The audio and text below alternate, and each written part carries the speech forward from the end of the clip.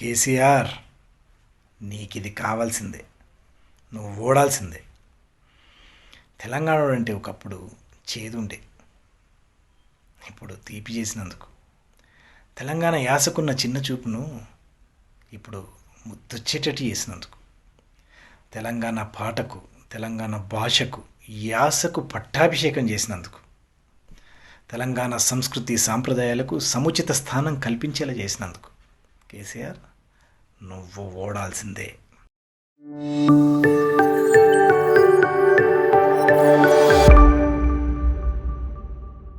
Hi hello నమస్తే, welcome back to the channel. నేను మీ హరిత. కేసీఆర్ నువ్వు ఓడాల్సిందే, తెలంగాణ ప్రజలకి ఇంత చేసిన కేసీఆర్ ఓడాల్సిందే అన్న ఒక్క వీడియోతోటి వైరల్ అయిపోయిన రాజ్ గారు ఈరోజు మనతో ఉన్నారు. నమస్కారం సార్. నమస్తే అండి. ఎలా ఉన్నారు? బాగున్నాను, ఐఎమ్ హ్యాపీ. సార్, మీరు రీసెంట్గా ఫేస్బుక్లో పెట్టిన ఒక పోస్ట్ తోటి చాలా వైరల్ అయ్యారు. ఆ comments and number of likes చాలా బాగుంది.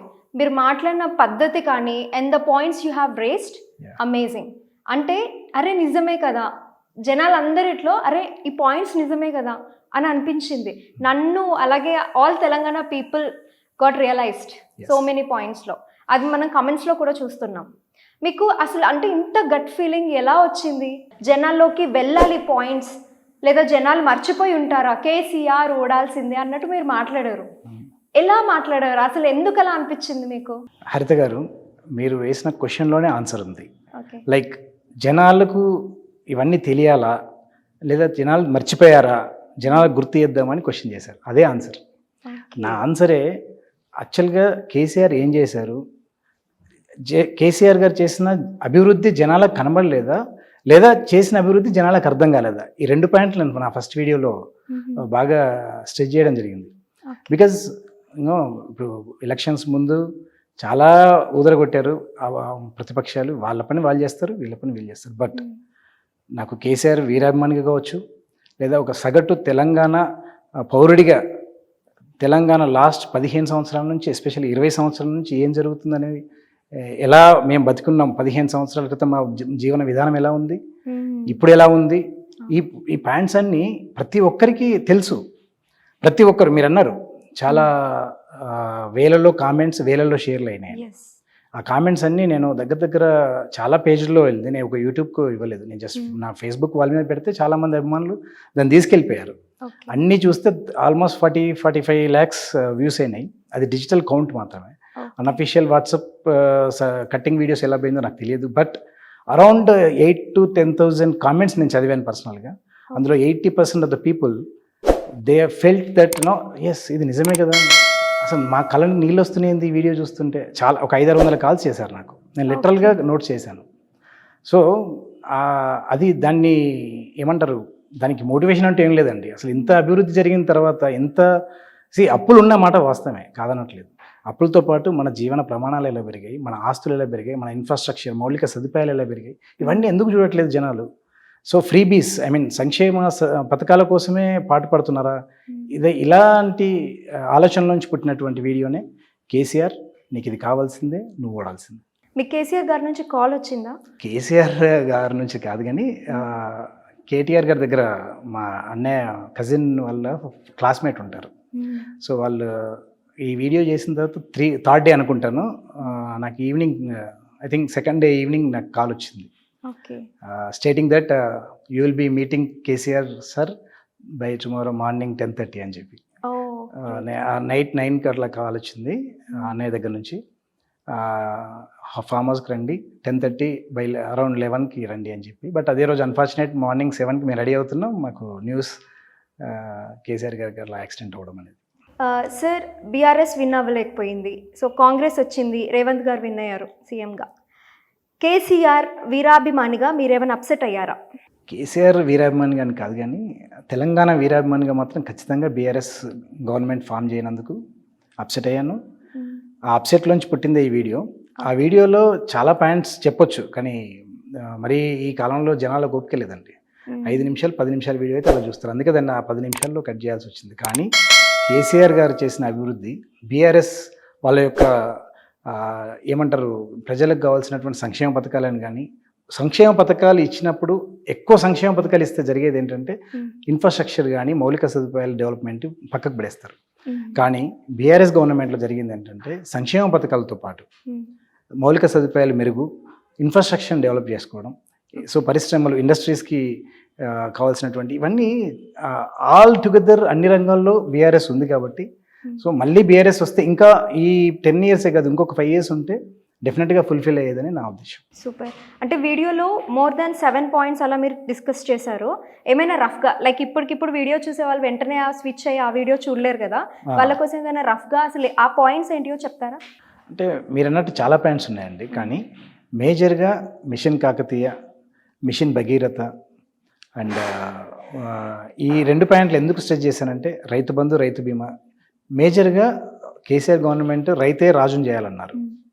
సో ఇక్కడ మన దగ్గర ఒకప్పుడు ఎలా ఉండేది, ఇప్పుడు ఎలా ఉండేది, ఈ పాయింట్సే నేను స్ట్రెచ్ చేశాను. బట్ మీరు వెళ్ళి బ్యాక్ చూసుకోవాలంటే సమ్మరైజ్ చేయాలంటే మాత్రం రైతుకు సంబంధించినటువంటి సంక్షేమ పథకాలు ఏవైతే ఉన్నాయో అవి చాలా పర్ఫెక్ట్గా అవి ఎలా అమలు పరచడానికి కావాల్సిన అనుభవం వాళ్ళకు ఉంది. ఏంటంటే కేసీఆర్ కానీ కావచ్చు, వాళ్ళ గవర్నమెంట్లో ఉన్న మంత్రులు కావచ్చు, స్వతహాగా వాళ్ళ రైతులు కావడం వల్ల రైతు యొక్క కష్టాలు వాళ్ళకి తెలుసు. ఒకప్పుడు ఎలా ఉండేదండి తెలంగాణ ఎంత డ్రై ఉండేది, నల్గొండ ఎలా ఉండేది, నల్గొండ ఫ్లోరైడ్ గురించి మాట్లాడాను, మహబూబ్ నగర్ వలసల గురించి మాట్లాడలేకపోయాను బికాస్ ఆఫ్ నిడివి వల్ల. సో ఎలా ఉండేది ఒకప్పుడు తెలంగాణ, అందులో ఎస్పెషల్గా రైతుల గురించి చెప్పుకుంటే ఫస్ట్ 10 ఎకరాలు ఉండనివ్వండి, 5 ఎకరాలు ఉండనివ్వండి, బావి ఉండడమే గొప్ప. ఆ బావిలో ఒక అరగంట నీళ్ళు, గంట నీళ్ళు వెళ్ళేవి. ఆ గంట నీళ్ళు సరే అది పారిద్దామంటే కరెంటు కావాలి, ఆ కరెంటు సరిగ్గా ఉండకపోయేది. ఇవన్నీ చూసినాయి. దానికోసం రైతు ఎన్నిసార్లు లక్షలు అప్పేసి బోర్లు వేశారు. ఆ బోర్ 1 కాదు 2 కాదు 3, నాకు తెలిసే 5-6 5 బోర్లు వేసిన వాళ్ళు నాకు తెలిసిన వాళ్ళు ఉన్నారు. సో ఇవన్నీ కష్టాలు ఒక 10-15 సంవత్సరాల క్రితం తెలంగాణ ఎలా ఉండేది, దాని రూపురేఖలు ఎలా ఉండేది, జీవన ప్రమాణాలు ఎలా ఉండేవి, ఇవన్నీ నేను స్వయంగా చూసినవన్నీ ఇప్పుడు చూస్తున్నాను. సో ఆ డిఫరెన్సియేషన్ ఏదైతే ఉందో అదే వీడియో. సార్ ఈ వీడియో చూస్తుంటే భాష, అందులోని భావం కూడా చాలా డెప్త్గా ఉంది. అంటే కేసీఆర్ గారి గురించి ఆయన ఫ్యాన్స్ చాలామంది చాలా మాట్లాడతారు, బట్ ఈ మధ్య కాలంలో ఈ విధంగా ఇన్ని పాయింట్స్ని రేస్ చేస్తూ మాట్లాడిన వాళ్ళు ఎవ్వరు లేరు, మీరే. అందుకే ఆ వీడియో వైరల్ అయింది. మీరేమంటారు? చాలా థ్యాంక్స్ అండి. ఫస్ట్ ఆఫ్ ఆల్ నా బాధ, నా భావం కేసీఆర్ గురించి ఒకరి గురించే కాదు, తెలంగాణ రాష్ట్రం గురించి. తెలంగాణ రాష్ట్రానికి కేసీఆర్ లాంటి వాళ్ళు కావాలి, కేసీఆర్ గారికి నాలాంటి వాళ్ళు కావాలి, నాలాంటి యువత చాలా ముందుకు రావాలి. తెలంగాణ రాష్ట్రం ఏమైపోతుందో అనే బాధ. తెలంగాణ రాష్ట్రాన్ని సాధించిందనే ఒక కన్సర్న్ ఒకటే కాదు, అసలు 60 ఏళ్ళ తెలంగాణ పోరాటం ఒక ఎత్తు, కేసీఆర్ గారు వచ్చాక తెలంగాణ పోరాటం ఒక ఎత్తు, అది అందరికీ తెలుసు. నా బాధ అంతా ఇంత కష్టపడి సాధించుకున్నామే, మళ్ళీ ఇది ఎటెళ్తుందో ఏమవుద్దో అనేది ఒక బాధ. అఫ్కోర్స్ కాంగ్రెస్ గవర్నమెంట్ వాళ్ళు బాగానే చేస్తారని కోరుకుందాం, బట్ నా బాధ తెలంగాణ గురించి మాత్రమే. సార్ మీరు కాంగ్రెస్ ప్రభుత్వం అనేది వచ్చింది, వాళ్ళు కూడా బాగానే చేస్తారని ఆశిద్దామని అన్నారు. మరి వాళ్ళు తీసుకొచ్చిన సంక్షేమ పథకాలన్నీ కూడా ఎలా నడుస్తున్నాయి అంటారు? మీ ఒపీనియన్ ఏంటి? 100% చాలా టఫ్ జాబ్ అండి వాళ్ళకి. ఎందుకంటే 5 లక్షల కోట్లు, ఇంతకుముందే చెప్పాను, ఇన్ని కోట్లు అప్పులు అని చెప్పి ఉదరగొట్టి జనాలను మభ్యపెట్టి సాధ్యంగానే హామీలు కురిపించి ఫ్రీ బీస్ సంక్షేమ పథకాలు అన్నీ చూపెట్టి అధికారంలోకి వచ్చిండ్రు. అది 5 లక్షల కోట్ల అప్పు ఉందన్నమాట మీకు తెలుసు. ఆ అప్పులోంచి మరి బయటికి రావాలని చేయాలి, కానీ ఈ అప్పునికి ఇంకో 5 లక్షలు అప్పు చేద్దామని వీళ్ళు వచ్చారా నాకు అర్థం కావట్లేదు. మెయిన్గా ఈ 6 గ్యారెంటీల వరకే తీసుకుందాం. వాళ్ళది యాక్చువల్గా 42-45 పేజీల పెద్ద బుక్కే ఉంది వాళ్ళది, మేనిఫెస్టో. చూద్దామని తీసుకుంటే ఒక అరకిలో ఉంది వాళ్ళ బుక్. ఈ అరకిల బుక్లో ఏమున్నాయో పక్కన పెడితే 6 గ్యారెంటీలు అన్నారు. వాటి గురించి మాట్లాడుకున్నా చాలా కష్టం. ఈ 6 గ్యారెంటీలు అమలు పరుస్తాము హామీలు ఇచ్చారు కదా, ఏ కండిషన్లు పెట్టలేదు, ఏ కొర్రీలు పెట్టలేదు వాళ్ళు. బట్ ఇప్పుడు ఎలాంటి కొర్రీ లేకుండా, ఎలాంటి కండిషన్ లేకుండా వాళ్ళు అమలు పరిస్తే I will do hats off to them. నేను హ్యాట్స్ ఆఫ్ చెప్తాను. వాళ్ళు ఆల్రెడీ డెఫినెట్గా వాళ్ళు చాలా కండిషన్స్ పెడతారు. ఒక ఉదాహరణకి విద్యుత్ గురించి మాట్లాడారు. 80,000 కోట్ల అప్పు ఉంది, 80,000 కోట్ల అప్పు ఉందని ఉదరగొట్టి అధికారంలోకి వచ్చిండ్రు. జనాలను నమ్మించిండు. అది అబద్ధం కాదు, నిజమే, అప్పు ఉంది నిజమే. కానీ ఎంత ఆస్తుందో కూడా చెప్పాలి. ఎవరు చెప్పాలి? వాళ్ళు చెప్పరు, వాళ్ళకి అవసరం లేదు. ఇప్పుడు బీఆర్ఎస్ ప్రభుత్వం చెప్పుకోవాలి, అక్కడ విఫలమైందని నా ఒక పర్సనల్ ఒపీనియన్. ఇప్పుడు వాళ్ళు 6 గ్యారెంటీల్లో ఇచ్చింది 200 యూనిట్స్ వరకు ఫ్రీ కరెంట్ అన్నారు. సో 80,000 అప్పు ఉందని వాళ్ళే అన్నారు. 80,000 అప్పు ఉందని చెప్పి అధికారంలోకి వచ్చిండ్రు. ఇప్పుడు 200 అంటే తెలంగాణ ప్రభుత్వం ఉన్నప్పుడు రూపాయలు 200కు 100కు ఫ్రీ లేదు కదా, రైతులకు మాత్రమే ఫ్రీ. కానీ వీళ్ళు ఏమని చెప్పి గృహాలకు కూడా ఫ్రీ ఇస్తామంటున్నారు. అంటే ఇప్పుడు తెలంగాణ ప్రభుత్వంలో 200 యూనిట్లకు ఫ్రీ లేదు, ఒక్క యూనిట్ కూడా ఫ్రీ లేదు. ఎవ్రీ మంత్ బిల్లులు వసూలు చేశారు పర్ఫెక్ట్గా. కడితే కూడా 80,000 అప్పు ఉంది, మీకు 80,000 కోట్ల అప్పు ఉందని అన్నారు. ఇప్పుడు మీరు ఫ్రీ ఇచ్చి 200 యూనిట్లకు ఫ్రీ ఇచ్చి ఆ అప్పుల నుంచి ఎట్లా బయటికి తీసుకొద్దాం అనుకుంటున్నారు? మీరే కదా మొన్న అసెంబ్లీలో శ్వేతపత్రం రిలీజ్ చేశారు. 80,000 కోట్ల అప్పు ఉంది విద్యుత్ సంస్థలకు, వీళ్ళు చేసింది ఇది ఘనకార్యం అన్నారు. మరి మీరు చేసేది ఏంది? ఎవ్రీ మంత్ కరెంట్ బిల్లు కట్టిన ప్రభుత్వమే 80,000 కోట్ల అప్పు చేస్తే ఫ్రీగా ఇచ్చిన మీరు ఇంకెన్ని వేల కోట్ల అప్పు చేస్తారు? ఇది నా క్వశ్చన్. ఇది విద్యుత్ గురించి. రెండోది రైతు భరోసా అని చెప్పి తీసుకొచ్చారు. సరే వాళ్ళు మళ్ళీ రైతు భరోసా అన్నారు, కానీ అది రైతు బందే అవుతుంది. 15,000 ముక్కి మూలికి ఆ 10,000 ఏం సరిపోతాయా మీకు? 15,000 నేను ఇస్తా అని రేవంత్ రెడ్డి అన్నాడు. 15,000 వద్దాయా? ఆ 10,000 ఇచ్చిన మంచి అని ఇప్పుడు వాళ్ళు ఏడుస్తున్నారు. పక్కన పెడదాం అది. అందులో ఇంకొక 6 గ్యారెంటీలో ఇంకొకటి ఏంటి? వ్యవసాయ కూలీలకు 12,000 ఇస్తాను, కౌలు రైతులకు 15,000 ఇస్తాను, రైతులకు అంటే భూమి ఉన్న రైతులకు 15,000 ఇస్తాను సంవత్సరానికి, ఎకరానికి అన్నారు. ఈ రైతులకు భూమి ఉన్న రైతుకి ఎలా ఇస్తావు, ఎలా గుర్తిస్తావు అంటే పాస్బుక్లు ఉన్నాయి. ఆ పాస్బుక్లు ఉన్నాయి, గవర్నమెంట్ దగ్గర ధరణి పోర్టల్లో ఉన్నాయి. ఆ లెక్క ప్రకారం ఎవ్రీ 6 మంత్స్కి రబీకి ఖరీఫ్కి పైసలు పడుతున్నాయి. బాగుంది. మరి ఇప్పుడు కౌలుదారులను నువ్వు ఎలా గుర్తిస్తావు? అది నా క్వశ్చన్. ఇప్పుడు ఎలా నేను ఇప్పుడు మీకు ఒక 10 ఎకరాలు ఉందండి, నేను కౌలు చేయాలనుకుంటా, నాకు భూమి లేదు. నేను మీ దగ్గరకు వచ్చి నేను కౌలు చేయాలని మీతో నాకు ఏమైనా అగ్రిమెంట్ ఉండాలా? ప్రభుత్వం ఏం చెప్తుంది, ఇక్కడ ఏం కండిషన్ పెడుతుందో నాకు అది అర్థం కావట్లేదు. మీరు హామీలు ఊదరగొట్టారు, సూపర్. ప్రజలకు మంచి చేద్దాం అనుకున్నారు, అది సూపరే. కానీ ఎలా గుర్తిస్తారు కౌలుదారులను? నా క్వశ్చన్. ఒకటి, రైతు దగ్గర నుంచి కౌలుదారుని అగ్రిమెంట్ తీసుకొని రమ్మంటారా? ఒకవేళ అగ్రిమెంట్ రైతు ఎందుకు ఇస్తాడు? మీరు అన్నారు రైతుకు కానీ కౌలుదారుకు కానీ ఎవరికొకరికి నేను వేస్తాను 15,000 అన్నావు. నేను ఇప్పుడు మీ దగ్గరికి వచ్చాను, అగ్రిమెంట్ అడిగాను, మీరు ఎందుకు ఇస్తారు? అరే ఆ కౌలు ఇచ్చేది ఆడ కౌలు సంవత్సరానికి 15,000 20,000 కౌలు ఇస్తారు, 10,000 15,000 ఇస్తారు. నేను నీ కౌలు ఎందుకు ఇవ్వాలని మీరు అంటారు కదా నన్ను. ఆ 15,000 నా అకౌంట్లో పెడతాయి కదా అని మీరు నన్ను అడుగుతారు. నాకు అగ్రిమెంట్ ఇవ్వమంటే మీరు ఇయ్యరు. సో ఇప్పుడు అంటే ఇన్ని రోజులు పాలుకి వేసేటోడనో కౌలుకి వేసేటోడనో రైతుకు, భూమి ఉన్న రైతుకు కౌలుదారుకు ఒక వ్యవస్థ ఉండేది. వాళ్ళిద్దరి మధ్యలో లొల్లి పెట్టేందుకు వచ్చిన ప్రభుత్వమే కాంగ్రెస్ ప్రభుత్వం అని నేను అనుకుంటున్నాను. ఎందుకంటే ఇప్పుడు వాడు అగ్రిమెంట్ ఇవ్వమంటే ఇయ్యడు. ఇప్పుడు నువ్వేమో నేను కౌలుదారికి 15,000 ఇస్తాను. ఇక్కడ ఏమైతే అంటే ఆ వాని కౌలుదారు పొట్టగొట్టిన ప్రభుత్వం ఏదైనా ఉందంటే అది కాంగ్రెస్ ప్రభుత్వమే. దేశంలో, భారతదేశంలో ఇంతవరకు విని ఎరగనటువంటి గొడవ ఏదైతే జరగబోతుందో అది రైతుకు కౌలుదారునికి వచ్చే గొడవే ఇది. ఇది జరగబోయేది, మీరు రాసి పెట్టుకోండి. ఇదొకటి. తర్వాత ఫ్రీ బస్సులు అన్నారు. మరి ఆ ఫ్రీ బస్సుల సంగతి ఏంటో నాకైతే అర్థమవుతలేదు. అది ఎట్లా చేస్తారో అది వివరంగా చెప్పాలి. సజ్జనర్ గారు, గవర్నమెంట్ రేవంత్ రెడ్డి మధ్యలో ఏం జరుగుతుందో నాకు తెలియదు. నేను అనుకుంటున్నా, ఇప్పుడు ఒక వీడియో చూసామన్నా, ఏది ఉదాహరణకి ఒక బస్సులో 50 మంది మహిళలు ఎక్కితే వాడు ఒక 100 టికెట్లు కొట్టారు అని ఒక వీడియో చక్కర్లో కొడుతుంది. బట్ అది ఎంతవరకు ట్రాన్స్పరెన్సీ, పారదర్శకత ఎంత ఉంటుందో నాకు అర్థం కావట్లేదు. ఎందుకంటే ఇప్పుడు ఒక బస్సులో ఒక 100 టికెట్లు చింపితే కండక్టర్, ఆ 100 టికెట్ల డబ్బులు ఉదాహరణకు 50 రూపాయల టికెట్ అనుకుంటే 5,000 రూపాయలు. ఈ 5,000 రూపాయలు ఎవరు ఇవ్వాలి? గవర్నమెంట్ ఇవ్వాలి.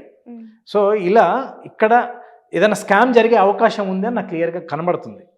ఎందుకంటే ఒక వీడియో ఆల్రెడీ వచ్చేసింది, అది జరగబోయేదని అనిపిస్తుంది. అంటే ఇట్లాంటివి చూసుకుంటే ఈ హామీలలో 6 గ్యారెంటీలు అని చెప్పి అందులో 6 కాదు, ఒక దానిలో 3 ఉన్నాయి, ఒక దానిలో 2 ఉన్నాయి, ఒక దానిలో 1 ఉంది. ఇట్లా ఈ 6 13 సబ్ గ్యారెంటీలు ఉన్నాయి.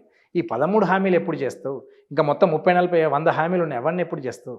ఈ 2 లక్షల రుణమాఫీ అన్నారు. రైతు ప్రెస్ మీట్ పెట్టి మరీ చెప్పాడు, ఎవరికైనా లోన్ లేదా ఉరికిపోయి మీరు బ్యాంకులో 2 లక్షలు లోన్ తీసుకొచ్చుకోపోయి నేను నచ్చిన తెల్లారే మాఫీ చేస్తా అన్నాడు. సంతోషం. మరి తీసుకొచ్చిన వాళ్ళ పరిస్థితి ఏంది? నోటీసులు వస్తున్నాయట బ్యాంకు నుంచి, బాబు మీరు ఇది కట్టాలి, రెన్యువల్ చేయాలి, లేదంటే మీకు పెనాల్టీ పడుతుంది అని చెప్పి. సో ఇట్లా చెప్పుకుంటూ పోతే ఇవన్నీ సోషల్ మీడియాలో చెక్కలు కొడుతున్నాయి. నా 2 పాయింట్లు అండి.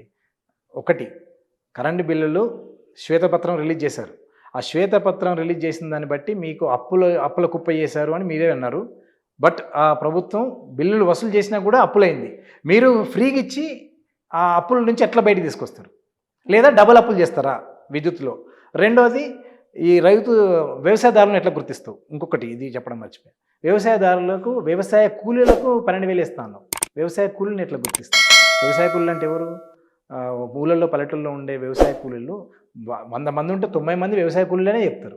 ప్రతి ఒక్కరికి నువ్వు ఇవ్వాల్సిందే. అయితే అది ఇప్పుడు లోటు బడ్జెట్ ఉంది, 5 లక్షల కోట్ల అప్పు ఉన్న రాష్ట్రం నుంచి ప్రతి ఒక్కరికి నువ్వు ఇస్తావా? లేదు. పనికి ఆహార పథకం సెంట్రల్ గవర్నమెంట్ ఒక పథకం ఉంది. ఆ పనికి ఆహార పథకం నుంచి అసభ్యత ఉన్న వాళ్ళకి ఇస్తామన్నా అట్లా చూసినా కూడా 100కు 95 మందికి పనికి ఆహార పథకంలో సభ్యుడే. మరి ఎంతమందికని ఇస్తూ ఇది చెప్పుకుంటూ పోతే వీళ్ళు ఇవన్నీ కాదండి, ఒక్కటే చెప్తున్నాను నేను. అసాధ్యం ఇవన్నీ. సాధ్యం కాని హామీలు గుప్పించి అబద్ధాలే ఇవి కావని వాళ్ళకు తెలుసు. అబద్ధాలు ఆడి చేసినటువంటి ఈ నిర్వాకమే వాళ్ళ మేనిఫెస్టో. ఇవన్నీ జనాల్లో ఊదరగొట్టి జనాలను నమ్మించి జనాలకు కూడా మార్పు కావాలనుకున్నారు. మార్పు ఎందుకంటే కొత్త వింత పాత రోత అనే ఒక సామెత ఉన్నట్టే వాళ్ళు కూడా కొంచెం ఇవన్నీ నమ్మారు. అప్పులున్నాయి అని చెప్పి నమ్మి ఇది వచ్చింది. నా ఉద్దేశ ప్రకారం అయితే ఇది సాధ్యం కాని హామీలు. వీటికి చాలా కండిషన్లు ఉన్నాయి. చేస్తారేమో కానీ చాలా కండిషన్లు పెడతారు. ఆ కండిషన్లు అన్నీ అవుతాయా కావా ఇది అవుతూ చూద్దాం. కాలమే సమాధానం చెప్పాలి నా దృష్టిలో. నేను మొన్న సోషల్ మీడియాలో ఒక పోస్ట్ చూశానండి.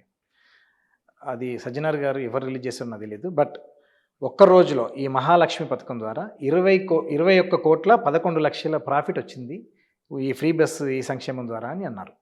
ఈ మగవాళ్ళకు కూడా ఫ్రీగా పెట్టరాదండి? మరి మగవాళ్ళకు కూడా ఫ్రీ పెడితే 21 కాస్త 45 అవుతాయో 50 అవుతాయో 50 కోట్లు లాభం వస్తుంది కదా. ఇది బాగుంది కదా మేడం. అదే నేను కాంగ్రెస్ గవర్నమెంట్కి అప్పీల్ చేస్తున్నా. ఒక్క రోజుకు 21 కోట్ల లాభం ఉంది ఇది ఫ్రీ ఆడోళ్ళకి ఫ్రీ పెడితే.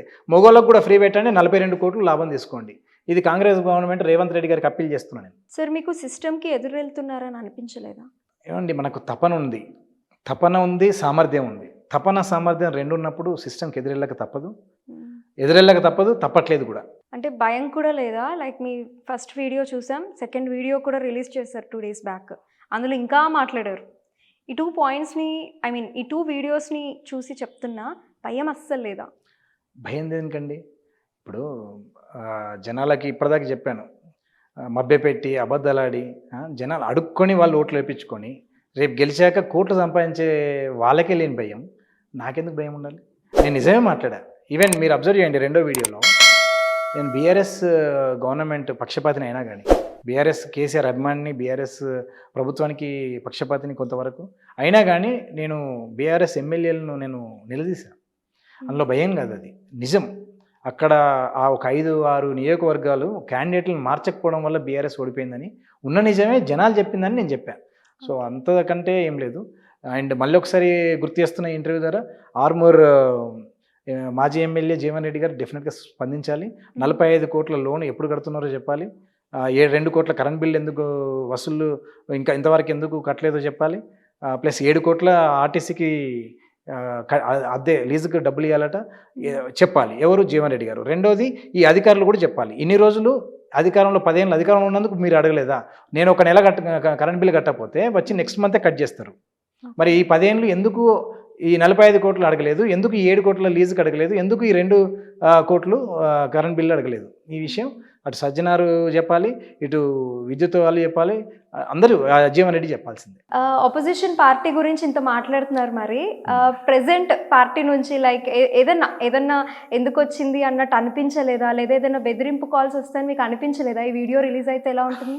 బెదిరింపు కాల్స్ తీసుకునే అంత పెద్దనైతే కాలేదు నేను. కానీ సగటు తెలంగాణ పౌరుడిగా నేను కొన్ని క్వశ్చన్ చేశాను. కొంతమంది ఎమ్మెల్యేల పేర్లు కూడా, అది కూడా బీఆర్ఎస్ ఎమ్మెల్యే పేర్లు కూడా స్ట్రేట్గా తీసుకున్నాను.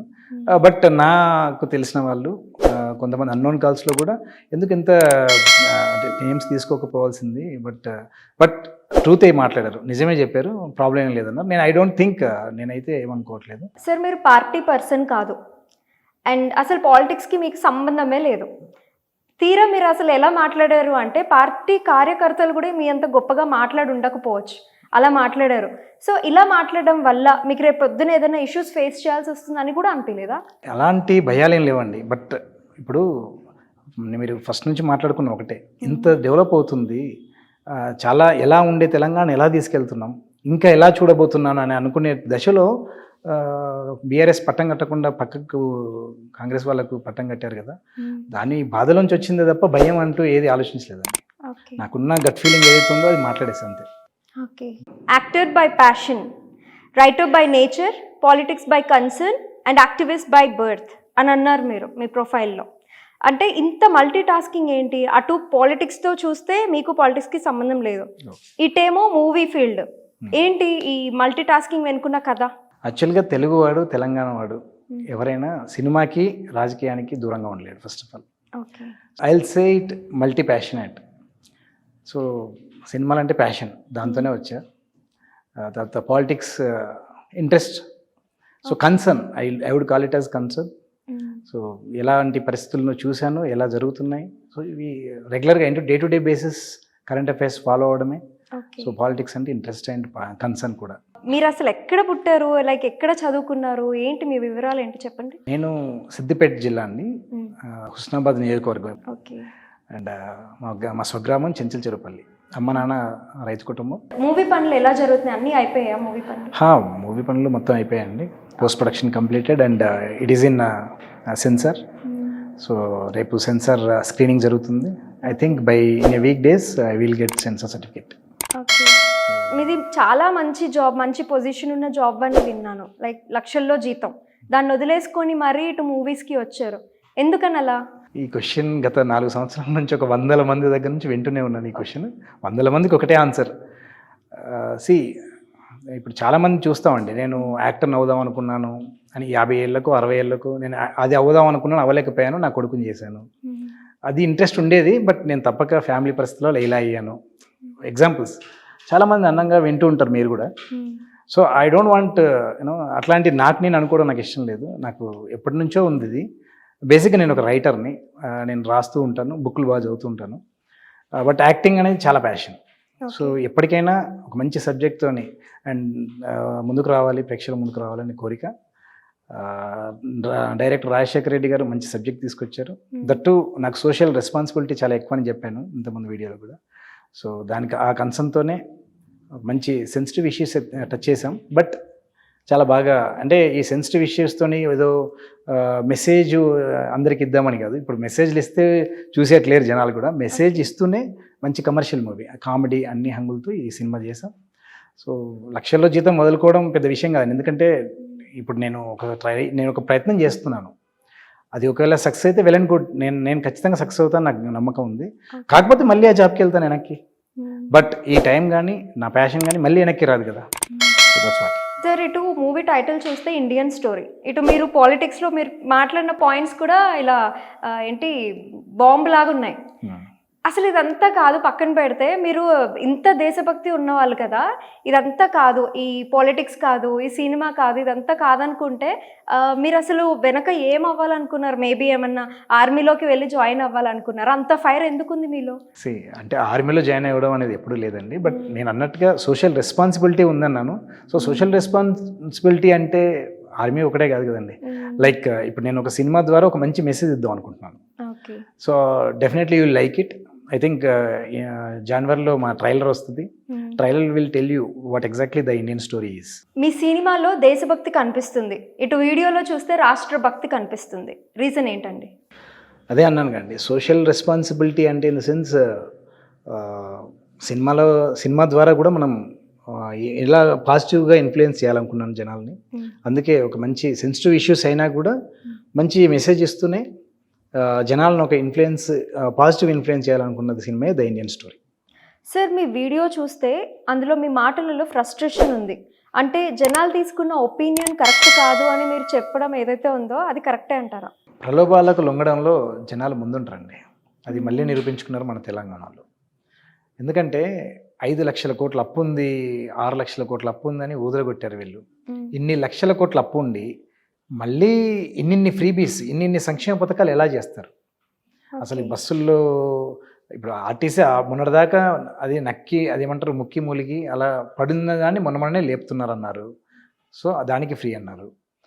మరి ఈ ఉచిత కరెంట్ ఇవ్వడము, ఇన్ని ఫ్రీబీస్, ఇన్ని సంక్షేమ పథకాలు ఎలా సాధ్యమవుతాయని ఎవరూ ఆలోచించలేదు. సో అది నా ఫ్రస్ట్రేషన్ కాదు, ఒకసారి ఆలోచిస్తే బాగుండేది, రీజనబుల్గా ఉండేది కదా అనేది నా క్వశ్చన్. అంటే కన్ఫర్మ్ అంటే జనాలు ఖచ్చితంగా కేసీఆర్ గారిని సెలెక్ట్ చేసుకోకుండా చాలా నష్టపోయారని అంటారా? 100%, అందులో డౌటే లేదు. అతను వచ్చుంటే మళ్ళీ ఏం చేసేవాడు ఎలా? ఎందుకంటే ఏదైనా ఇప్పుడు ఒక విషయం అండి, మీరు ఒక పనిని మొదలు పెడతారు, ఆ పని 10 రోజులు కావాలనుకుంటారు, ఒక 70% వర్క్ అయిపోయింది.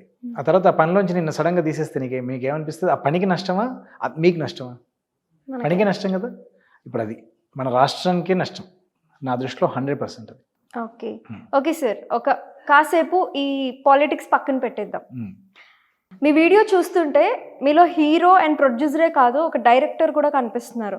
కేసీఆర్ నువ్వు ఓడాల్సిందే, నీకు ఇది జరగాల్సిందే అని మీరు చెప్పే words and the expression you gave, అదంతా చూస్తుంటే మీలో ఒక డైరెక్టర్ కూడా ఉన్నాడు అనిపిస్తుంది. ఏమైనా ప్లాన్స్ ఉన్నాయా ఫ్యూచర్లో? మంచి ప్రశ్న వేశారు. మీరే అంటున్నారు డిస్క్రిప్షన్ బాగుందని, ఎక్స్ప్లెనేషన్ బాగుంది, ఆర్ ఎక్స్ప్రెషన్స్ కూడా అని. సో ఎక్స్ప్రెషన్స్ అంటే యాక్టింగ్ అండి. సో నేను బేసిక్ యాక్టర్ను, నేను చెప్పాను రైటర్ అని. సో నాకు రైటింగ్ అనేది నేచర్తో నాకు ఇష్టం. సో పాలిటిక్స్ కన్సర్న్ అని చెప్పాను. సో ఇవన్నీ రాసేప్పుడు ఏంటంటే నాలో ఉన్న రైటర్ రాశారు, నాలో ఉన్న యాక్టర్ ఎక్స్ప్రెషన్స్ ఇస్తూ పలకడం వల్ల అంత బాగా వెళ్ళిందేమో అనుకుంటున్నాను. అది. సో మీరు అన్నట్టు 100% డైరెక్షన్, నేను కథలు, నా సొంత కథలు రాసుకుంటాను. సో టైం వస్తే ఆ పని కూడా చేస్తాను. సార్, మీ డైరెక్షన్ టీంతో మాట్లాడాక తెలిసింది ఏంటంటే మీ మూవీ మొత్తం కూడా మతాల మీదే ఉంటుంది అనేది తెలిసింది. అంటే మీరు ఇంకో ఇంటర్వ్యూలో కూడా ఏం చెప్పారు, ఇది ఇంకో ఖడ్గం లాంటి మూవీ అని చెప్పారు, ఏమంటారు?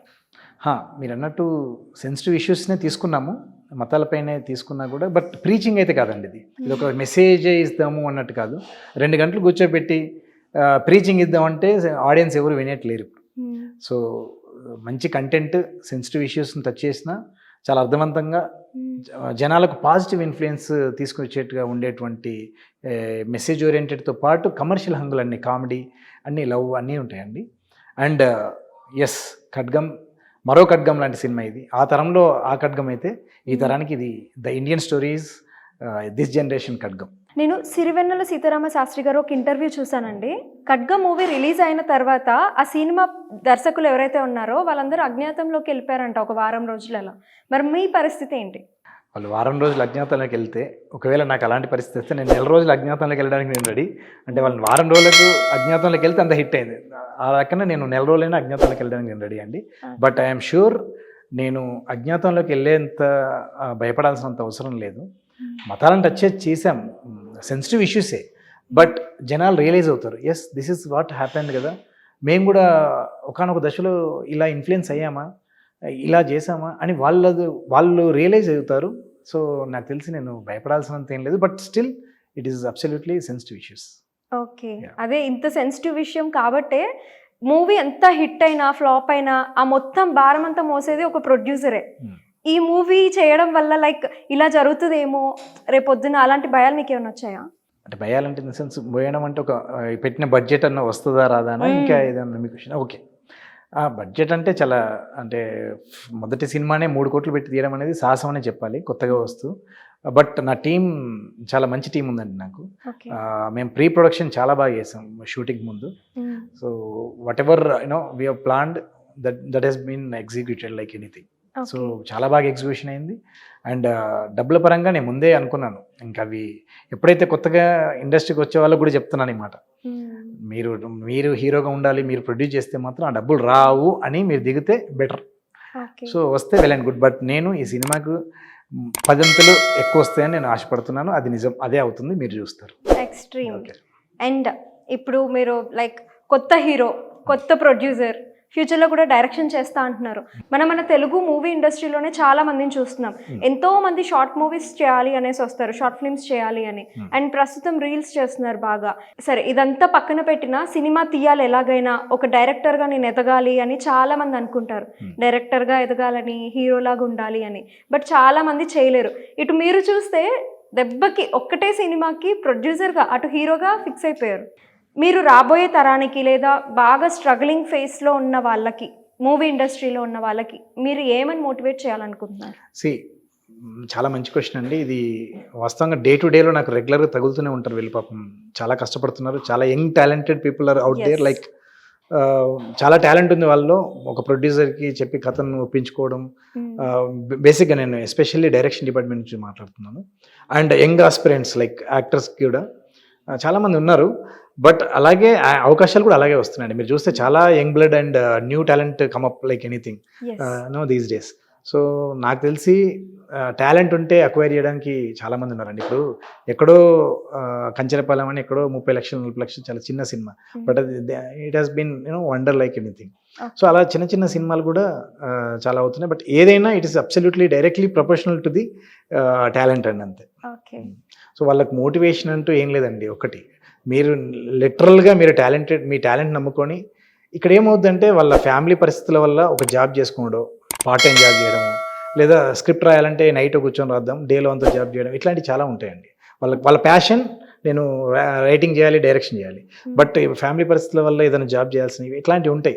బట్ ఇవి ఏదైనా కొన్ని రోజులు ఫ్యామిలీ రెస్పాన్సిబిలిటీ కానీ కొన్ని పక్కన పెట్టైనా దీని మీదే కూర్చుంటే డెఫినెట్గా యూ విల్ కమప్. ఎవరో ఒకరు దృష్టిలో పడతారు, డెఫినెట్గా అవుద్ది. ఓకే సార్, ఫైనల్గా ఒక్క క్వశ్చన్, అంటే నాకు అడగాలనిపించి అడుగుతున్నా మీ మాటలన్నీ వింటుంటే. ఇప్పుడు నిజం అనేది నిప్పు లాంటిది, అది అందరికీ తెలుసు. కాకపోతే ఇప్పుడు ఈ వీడియో అనేది రేపొద్దున రిలీజ్ అయితే, అలాగే ఈ వీడియోని అందరూ చూస్తారు, ఒకవేళ వైరల్ అయితే అపోజిషన్ పార్టీ నుంచి మీకు ఏమైనా థ్రెట్ ఉంటుంది అని అనిపించలేదా? అసలు భయం ఏం వేయట్లేదా? నిజం నిప్పు లాంటిదని మీరే అన్నారు కదా మేడం. నిజం ఎప్పుడు గెలుస్తుంది, నాకు ఎలాంటి భయం లేదు. నిప్పు వెలిగించడంతో పాటు మండిస్తుంది కూడా. So sir, thank you so much పిలవగానే వచ్చినందుకు, అండ్ మీ వ్యూస్ కూడా షేర్ చేసినందుకు చాలా థ్యాంక్స్. నెక్స్ట్ అప్కమింగ్ ప్రాజెక్ట్స్ కూడా ఏమైనా ఉన్నాయా? మీకు కూడా thank you so much and welcome. మంచి క్వశ్చన్ అడిగారు. నేను కొత్త కథల కోసం చూసే ప్రొడ్యూసర్స్కి చాలామంది అడుగుతూ ఉంటారు, కొంచెం కొత్త కథలు కావాలని. నేను, మా బ్రదర్ అండ్ మా టీం ఉంది, we're coming up with very new stuff, all together new stuff. చాలా మంచి సబ్జెక్ట్స్ ఉన్నాయి. సో అందులో మేము 2 వాటి నేమ్స్ ఇప్పుడు చెప్పలేను, because we are not registered at. 2 సినిమాలు ఈ 2024లో ప్రాజెక్ట్స్ కంప్లీట్ చేయాలనుకుంటున్నాము. అండ్ వాటి బడ్జెట్స్, వాటి స్టోరీ బోర్డ్స్, స్కెచింగ్ అంత each and everything has been done. So I think by March or April we'll announce those 2. So by the time the Indian story release కావాలి. Indian story censor ఈ వీక్లో వచ్చేస్తుంది. Indian story release గురించి, Indian story publicity గురించి ఉంది ఇప్పుడు plan అంతా. Next I think by March we'll announce further projects. Okay. So Indian story movie చూడబోతున్నాం ఇంకొన్ని రోజుల్లో. Yes. All the very best sir, and also advance hearty congratulations. Thank you so much. Thank you so much. Thank you.